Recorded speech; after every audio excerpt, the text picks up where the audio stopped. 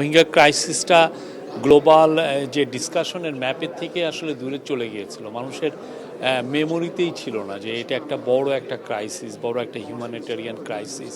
এবং এখানে যে বাংলাদেশকে যে 10 লক্ষের উপর রোহিঙ্গাকে যে বাংলাদেশের লুক আফটার করতে হচ্ছে, এই পুরো জিনিসটা গ্লোবাল যে কোনো ডিসকাশনে ছিল না।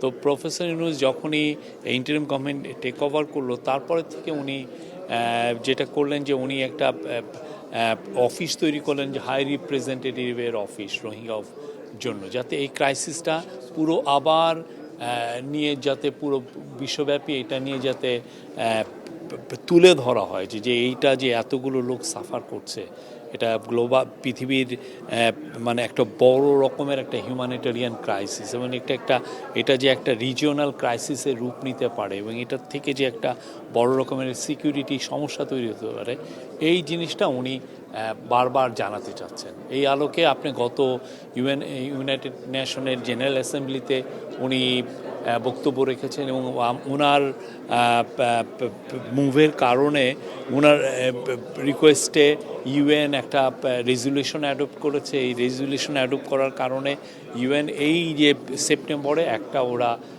রোহিঙ্গাদের উপরে আলাদা একটা ডিসকাশন করবে, এটা একটা কনফারেন্স হবে রোহিঙ্গাদের উপরে, এবং ওয়ার্ল্ডের আমরা আশা করছি 170টার মতো দেশ এইখানে পার্টিসিপেট করবে আমাদের। এবং আজকেও এইটারই ধারাবাহিকতায় আজকে এখানে একটা বড় সম্মেলন হলো, এটা একটা ক্লোজ ডোর সম্মেলন। সেখানে প্রফেসর ইউনূস আবার তুলে ধরেছেন যে কি ধরনের এই রোহিঙ্গা ক্রাইসিসটা এখন কোন পর্যায়ে আছে, আমাদের কি করণীয়। এবং এই পুরোটা এই আটনা সামিটের one of the major join করার একটা one of the major reason ছিল যে এই ক্রাইসিসটাকে তুলে ধরা। এবং এখানে আজকে অনেকে ছিলেন, আজকে কাতার ফাউন্ডেশনের শাইখা হিন্দ যিনি সিইও এবং খুবই ইনফ্লুয়েন্সিয়াল উনি ছিলেন, তারপরে আরও কিছু কাতার ফাউন্ডেশনের নেতৃস্থানীয়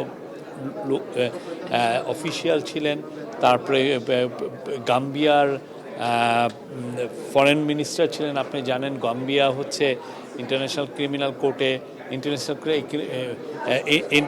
কোর্টে যেখানে মায়ানমারকে জেনোসাইডের জন্য অ্যাকিউজ করা হয়েছে, গাম্বিয়ার কিন্তু ওআইসির হয়ে ওরাও একটা পার্টি হয়েছেন এটাতে, এই কেসটাতে।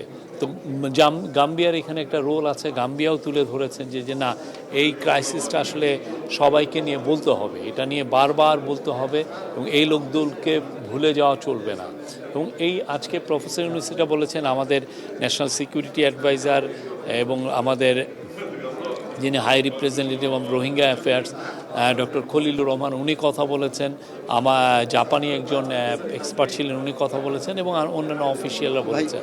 ক্রাইসিসটা নিয়ে আবার ইন্টারন্যাশনালি কথাবার্তা হচ্ছে, এবং এটার একটা বড় আমরা সাফল্য পেয়েছি বিমস্টেক মিটিংয়ে, যেখানে আমাদের হাই রিপ্রেজেন্টেটিভের সাথে মায়ানমার ফরেন মিনিস্টারের একটা কথা হয়েছে। ওইখানে মায়ানমার ফরেন মিনিস্টার কিন্তু জানিয়েছেন যে তারা 1,80,000 রোহিঙ্গার কে তারা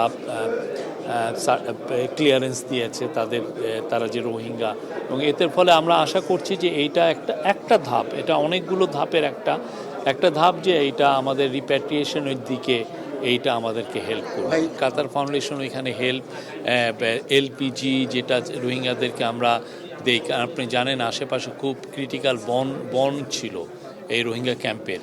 এখন এই বনকে আমাদের যদি সেভ করতে হয়, সেই জন্য আমাদের ব্যবস্থা নিয়েছি যাতে রোহিঙ্গারা যাতে এলপিজি দিয়ে তাদের কুকিং কাজগুলো করতে পারে।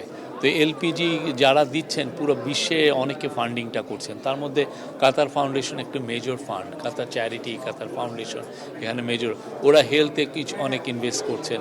কাতার আমাদেরকে প্রচুর এখানে সাহায্য করছেন, এবং আমরা মনে করছি যে এই সাহায্যটা সামনে কন্টিনিউ করবে এবং আরও বাড়বে। কালার এক্সপার্ট, জর্জ স্যাপ এবং মাইল্ড অন হ্যান্ডস টেকনোলজি সমৃদ্ধ অরিক্স ক্রিস্টাল ওয়াশ আপনার লন্ড্রি এক্সপার্ট।